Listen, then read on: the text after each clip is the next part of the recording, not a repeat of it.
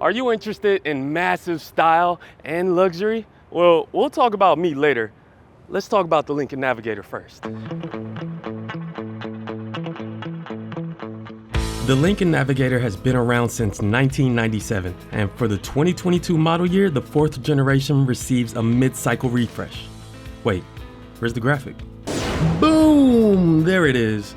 The Navigator retains its big, bold, boxy shape, and exterior updates include restyled front and rear fascias that Lincoln says give it more presence. And this full-size SUV definitely has presence. I mean, the chrome around the Navigator is tastefully placed. It's not too gaudy. And if chrome isn't your thing, the highest black label trim, which is this, has a special edition package, which makes it more subtle with black trim bits and blacked out wheels. But regardless, the Navigator is classy. And when you're hauling around cargo as fine as this, you want to show up in something that makes a statement. Speaking of cargo, there's a button to open the rear glass to make quick drops without opening the tailgate, which is a great feature on an SUV. Behind the third row, there's 20.9 cubic feet of space. Folding the third row will yield up to 63.6 cubic feet.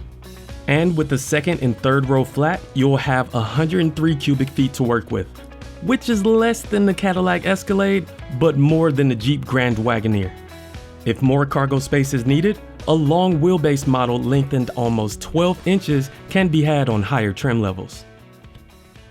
Hopping into the rear quarters, open the door and you'll notice the retractable step rail pops right out for those who need it. And to get into the third row, just pull the lever on the second row seats, slides forward, hop right in. And I mean, this is definitely doable. I'm 6'4", I fit just fine. I got enough knee room and headroom is good. If you need a little bit more comfort, there are buttons right here to recline the third row. But I mean, this is definitely doable. There's a USB plug right here, a little storage cubby for your phone. I could do this to a trip to Big Bear, no problem. And the second row is no different. This is very comfortable. I mean, the seats slide and recline. You get a very comfortable inboard armrest. I think Michael would really approve. And if you opt for the captain's chairs, there's available massaging, and you can operate that on the center control stack. I mean, this is great. You're getting chauffeured in luxury and comfort. You got a nice big screen to watch your Amazon Prime Video. You can also retract the panoramic roof shade. I mean, this is great. But I just want to go anywhere. This is definitely inhabitable, or habitable. Inhabitable? One of those words. English is hard. How far does the seat go back? Oh yeah. And finally, in the driver's position, seating is commanding, visibility is actually quite good, and the materials throughout the cabin feel great. I mean, there's good feeling leather, the roof liner is Alcantara feeling, and open pore wood just bathed everywhere. And check this out, there's storage options everywhere. In here you get wireless charging, more storage in here, and even under the center stack. And also new for 2022, you get a 13.2-inch infotainment screen and this piece right above the steering wheel, which activates your Active Glide system, which is a hands-free driving system that you can use, but just make sure you keep your eyes on the road. The interior of the Navigator is truly a good place to be regardless of which row you're in. There's a button to push forward the second row seat that's worth mentioning, and the third row has a flat and low floor thanks to the Navigator's independent rear suspension. Besides seating comfort, the second row also has plenty of storage in the door bin, pockets behind the front seats, and under the center console. Plus you have 4 cup holders, AC outlet, and USB A and C ports. Front row occupants also enjoy ample storage spots, including under the front console, and there's a holder for sunglasses up above with an adjacent small mirror to view your rear occupants. However, as nice as the interior is, a digital rear view mirror would have been helpful for a fully occupied cabin, a closer position for the panoramic roof because I'm tall and even this was a stretch for me. A ledge for using the infotainment system so I won't have to use the vents to coordinate my inputs, rear sunshades for just a smidge more privacy. a button to automatically fold up the second row seats so I wouldn't have to do it myself, and a rear hatch close and lock combo button so I won't have to take out my keys. And at this price point, those would be more than welcome features on this luxe truck. However, there is standard wireless Apple CarPlay and Android Auto, a digital gauge cluster, and available 28 speaker audio system. Speakers everywhere. But let's get the Navigator to go somewhere. And when you're behind the wheel of a Navigator, you want to go anywhere because this is a comfy cruiser for sure. I mean, it doesn't have air suspension like the Cadillac Escalade or Jeep Grand Wagoneer, but it does have a road sensing camera that sends information to the suspension to give you a more plush and pleasant ride. All trims come with a 3.5 liter twin turbo V6 making a stout 440 horsepower, which is down 10 horsepower from last year's model, but the torque figure remains the same. Hey, losing horsepower is never fun, but this Navigator, being a big body-on-frame SUV, still feels quick, and the 10-speed automatic transmission is smooth, and the massage seats, they pretty much make me forget the loss in horsepower. Feels good. With the proper configuration, the Navigator can tow up to 8,700 pounds.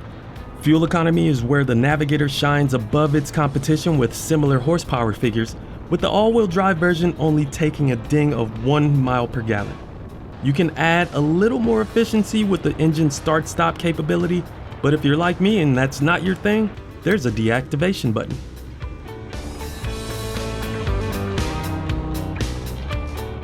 Hopping on the freeway seems like a good time to test out that Active Glide hands-free driving system, right? What a great name. Anyways, make sure in your driver assistance, the cruise control settings, you go to lane centering with hands-free.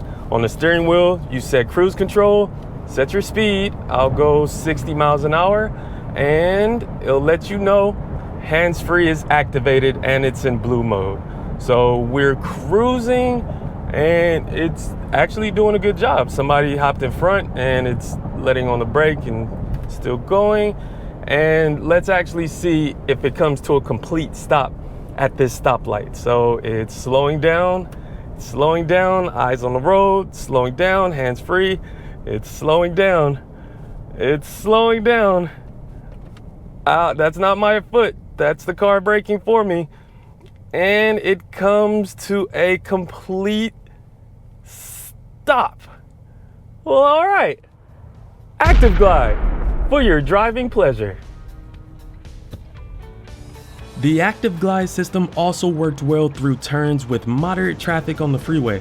However, I did get thrown a keep hands on steering wheel warning while I was on a straight road, which I thought was odd for a hands-free system. And I even received a few watch the road warnings when I had my glasses on.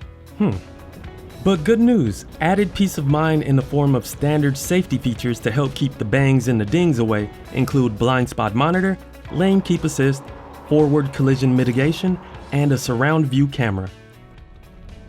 And those standard safety features are great because this definitely feels big, and knowing that I have a little bit more help just in case there's a tiny car on the side of me or I'm trying to squeeze into a small parking spot, it gives me more confidence being behind the wheel of this huge thing. The Navigator comes in 3 trims: standard, reserve, and black label. There's seating for 7 or 8 occupants, and rear-wheel drive is standard on lower trims, but all-wheel drive is available and comes standard on the highest black label trim. The base standard trim, starting at a little over $77,500, not including destination, includes LED headlights, power running boards, hands-free liftgate, power folding second and third row seats, tri-zone climate control, wireless charging, and adaptive cruise control. Keep in mind, the base model is the only trim that doesn't offer a long wheelbase variant. Move up to the reserve trim for added features like a panoramic sunroof, head-up display, and Lincoln's Active Glide system for a starting price of just under $90,000. Noting that a heavy-duty tow package is available for the reserve trim to maximize the Navigator's towing ability. And for the most prestige on your luxury SUV, the black label trim starting at over $106,000 includes all of the reserve trim features and adds special 22-inch wheels, illuminated running boards, Revel Ultima 3D audio system, curated packages for interior color and trim, and includes an extended maintenance plan and complimentary car washes. Competitors in this full-size 3-row luxury SUV segment include, of course, the Cadillac Escalade, which now has an available supercharged V8 making almost 700 horsepower, my goodness, Jeep Grand Wagoneer, or the GMC Yukon Denali. And if you're looking overseas, there's also the Infiniti QX80, Lexus LX600, and I'll even throw in the Mercedes-Benz GLS for kicks. There's some pretty stiff competition for the Navigator, but with bold presence and a comfortable, stylish interior, this may be a good option to navigate your next road trip.